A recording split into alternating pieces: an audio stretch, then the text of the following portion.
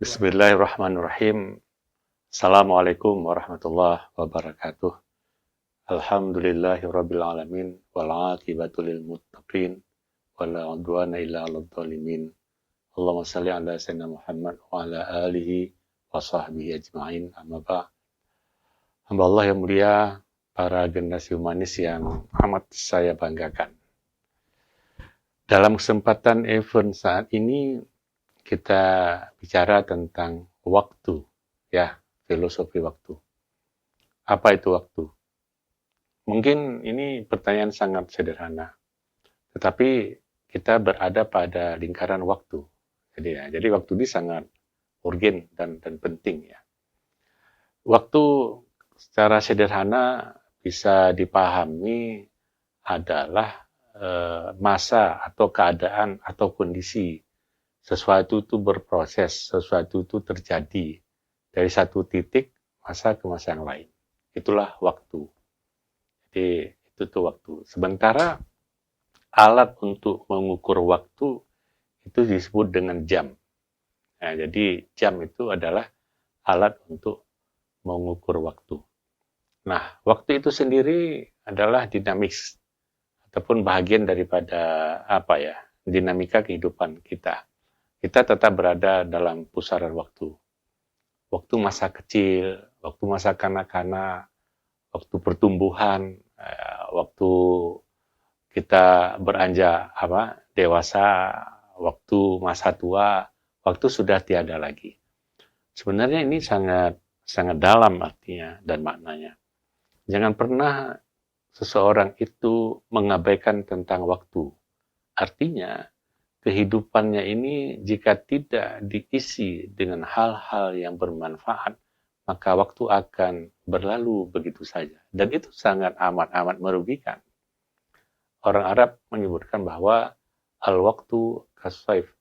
Waktu itu seperti pedang. Kenapa ini diumpamakan waktu bagaikan pedang? Pedang itu kan kesannya tragis, ya, tajam, bisa memotong, bisa memangkas, dan sebagainya. Jadi, ya sangat tragis memang. Waktu itu adalah seperti pedang. Apabila Anda tidak memotongnya, maka ia akan memotong Anda. Jadi, ini filosofi waktu yang amat penting, ya. Tadi saya sebutkan di atas bahwa jam adalah penunjuk daripada waktu. Keadaan kondisi itu ditunjukkan oleh jam. Sebenarnya jam itu ada yang sifatnya jam analog, sebagaimana jam yang kita lihat, ada angka-angka yang digerakkan oleh mesin, ya, kemudian ada jarum penunjuk angka, jarum pendek dan jarum panjang, itu menunjukkan angka.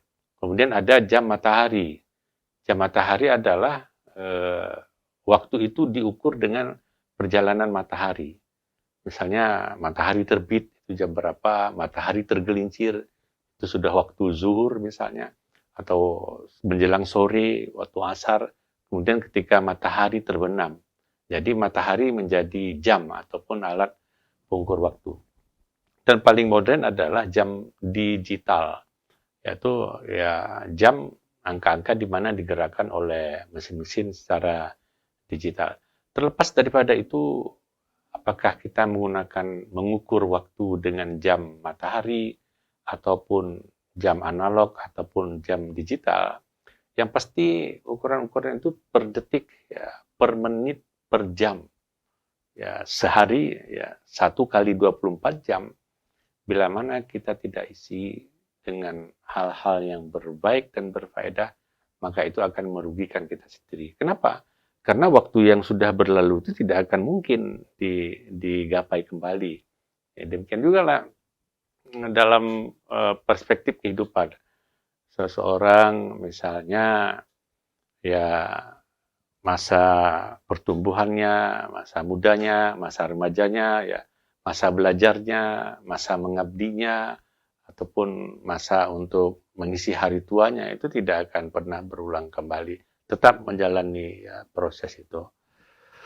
Generasi humanis yang berbahagia, ada satu hal yang perlu kita pahami adalah Kita melihat wa tanawwa'atis sa'ah walakin la najidul waqt.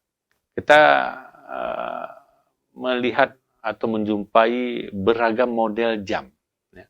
Tapi kita tidak temukan waktu di sana. Ini filosofinya. Artinya apa? Banyak orang memiliki jam tangan yang dengan desain yang indah, dengan harga yang mahal, tapi sayang bila mana jam itu tidak ditemukan waktu di dalamnya.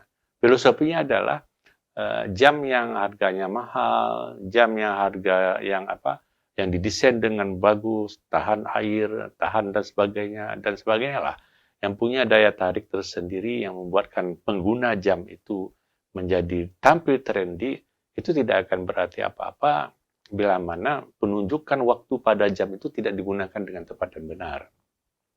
Kita gagal menggunakan reminder yang ada dalam jam untuk mengatur langkah, untuk mengatur strategi, untuk mengatur perencanaan kerja kita, aktivitas kita sehari-hari. Kita dalam konteks ibadah juga, ya, kita bisa melihat perkembangan waktu lewat dimensi matahari misalnya. Kita tahu kapan sebelum fajar, kita bisa menyaksikan fajar itu tiba, kita bisa menyaksikan waktu duha misalnya, kita bisa menyaksikan waktu zuhur, ya. Kemudian tergelincirnya matahari zuhur menjelang waktu asar, kemudian kita bisa mengetahui munculnya waktu maghrib, ya, dan waktu isya dan sebagainya. Ini waktu-waktu ibadah bagi umat Islam. Tapi kalau bila mana dalam fase rentang waktu itu tidak gunakan dengan baik, karena memang itu diatur semuanya.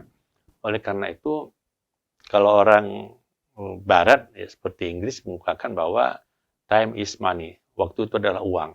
Waktu itu sangat bernilai, sangat berharga. Bila mana sudah berlalu, itu tidak akan mungkin kita jemput kembali.